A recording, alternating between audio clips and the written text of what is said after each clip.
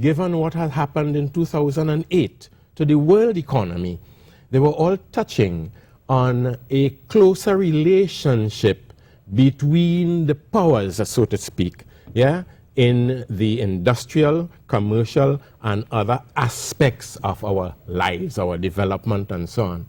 And that there was seen at that time some little green buds of survival or revival, and that we should nurture those buds, these green shoots of survival, nurture them, and abandon some of our selfish practices of yesterday and embrace all in a developmental process. Now, how effective that is going to be, I can't say at this point. Given that being a global thrust, how should that impact legislation related to industrial relations practices in Trinidad and Tobago? Because we're now renegotiating retroactively, and the process and the relationships are obvious, they need upgrading. Okay, all right.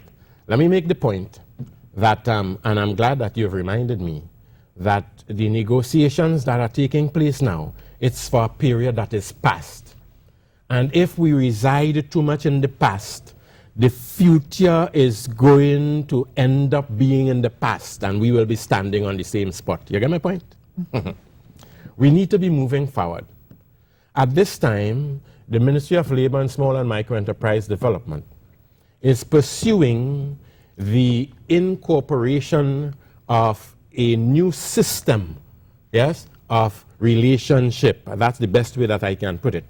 And we are going to concentrate a lot of effort, resources, and so on, including money, on the development of the social dialogue process. Yeah? Business, government, labor. We are going to sit down in a room, and we are going to do this under the aegis of the ILO. There are experts there who will come to help us in that process. Yesterday I was getting some dates. I think it is going to be sometime in April. Because we want now to fashion a new approach to doing negotiations, collective bargaining, yeah, for the period 2011-2013 going forward. Now, it is going to take some time, but one can only depend on the reasonableness of the parties who are going to be involved, the openness that will be necessary. I mean, what is wrong with the labor movement knowing all of the data and so on that affects the particular business in which they're employed? It's critical. It is most critical, yeah? What is wrong with that? So it is to get people to understand, well, listen, we are in a small place and the rest of the world will go along and forget that there was ever a Trinidad and Tobago, you know. We must think national. We must think national. We have Minister, just a quick aside. You talk about that tripartite approach, business, government, labor, but there are those who are calling for it to become a square or rectangle and involve a civil society in the discussion as well. Civil society is included, but I would like to say that there are those of us, and I still sometimes feel that I am very much in the labor movement. It's difficult to extricate. All habits die hard. Yeah. The interests that the trade unions and the labor movement will bring to the kind of process that we are talking about is sometimes so different from that which will be brought by other organizations. But we have, in fact, adopted an approach that will see the involvement of all. So it is more likely to be multi-partite. But insofar as the ILO is concerned, they would recognize the tripartite process. Okay? So we are going to do this thing, and insofar as our own industrial relations laws and practices are concerned, I am happy to state that after 20 years, for the first time, on the 9th of March, that is 2 Fridays from now, we are going to see the appointment of an industrial relations advisory committee as called for in Section 80 of the Industrial Relations Act. Yeah? we are going to put that in place. It's going to be headed by one of our best known industrial relations specialists. He's a lawyer, he is a university lecturer, and so on. What's his name? You gotta give us the name. But he's somebody really good. He's really Well, let's keep it a good. secret until the unveiling on March Before you 9th. leave, I'll give you a chance to think about it. There's several issues I remember we wanna his get to. name. Let's talk about national productivity. Let's add that to the discussion. In January, we established the National Productivity Council, yes, and I think they have had 1 or 2 meetings since their appointment, yeah. There's a whole lot that we have been doing.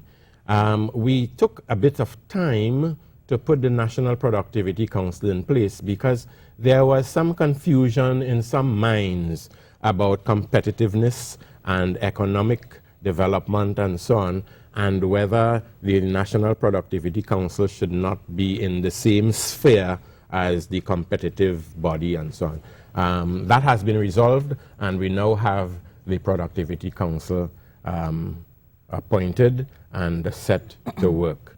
The Ministry of Labor has also moved ahead and launched the IBIS program, yes, so that we now have an establishment, and it is still in its very teething process, that would assist the small and micro enterprises in our country to develop, to have the infrastructural, the processes, and all of these developments and so on. And just for the viewing public, it's the Integrated Business Incubation System. Integrated Business Integration System. Say it again. Integrated Business Incubation System. I bite my tongue so often. Minister, but as you make this point about IBIS, which is seeking to develop that entrepreneurial spirit and class in the country, I want to bring it back to the decent work agenda again, because some people may feel that when you're trying to grow, you can't really focus yourself at those, those big philosophical issues like decent work agenda and all of that. And if we need to do a little bit of the sweatshop thing in order to get a particular point, that we must make that sacrifice and go ahead. But these businesses, these small businesses, even people who want to go into business themselves, they must adhere to these principles, not so. We would expect them to adhere to these principles. Now, I am not at all supportive of sweatshops. And you are either going to develop a decent business or you're going to stay out of the game. That's my view, okay? So the IBIS program is to assist these businesses into developing in a very decent way, having access to seed funding, doing all of the infrastructural processes and so on. We have been developing along some lines that one might find synonymous with how India has developed in that regard. We have been talking with the Indian High Commissioner. We are proceeding to acquire plant and equipment depending on what one might choose to put in place. We have already identified some 40 people who are being trained, and they are from the Sangre Grande area. We hope that by June of this year, at least 2 IBIS programs are going to be in process. And we intend to then look at 3 other areas, Point Fortin, Sawa, Barataria, Laventil, and Tobago. Yeah? A couple of comments coming in. We got the name. I got the platform. name. Yeah, His Excellency Lennox Marcel. Lennox Marcel will head the agency you spoke about. Yes. We have a couple of text messages. One person asking the question, the Central Bank Amendment Act denies CLECO workers all their rights. Is the minister concerned about this development, and is this justified? A quick response, Minister. I don't know that CLECO workers have been denied all of their rights. It is a matter which I'm prepared to look into. If in fact workers have had their rights denied and so on, it is the business of the Minister of Labour. A question here. A question as to why you're not referring some of the negotiations that aren't moving ahead to the industrial court. Okay. Give me 2 minutes to explain that.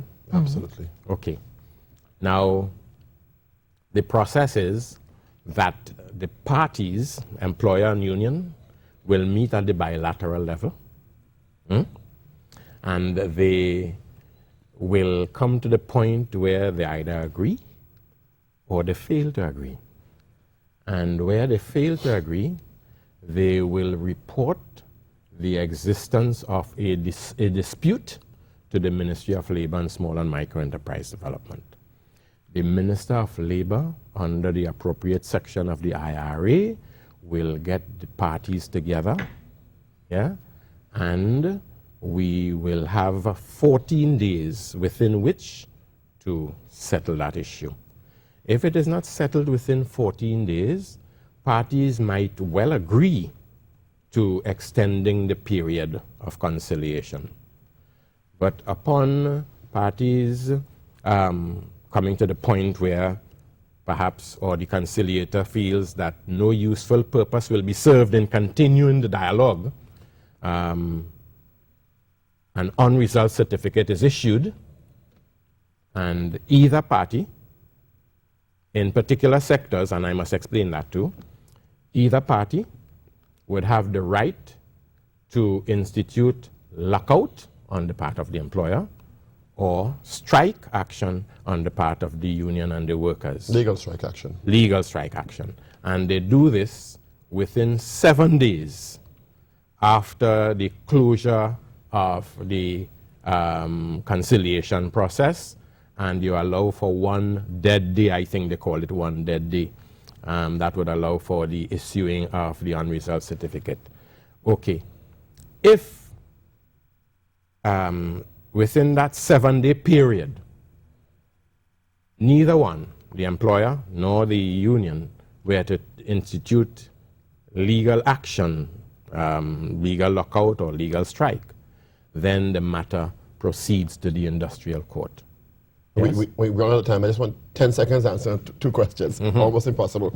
One, data on unemployment, woefully lacking in Trinidad and Tobago. Yeah.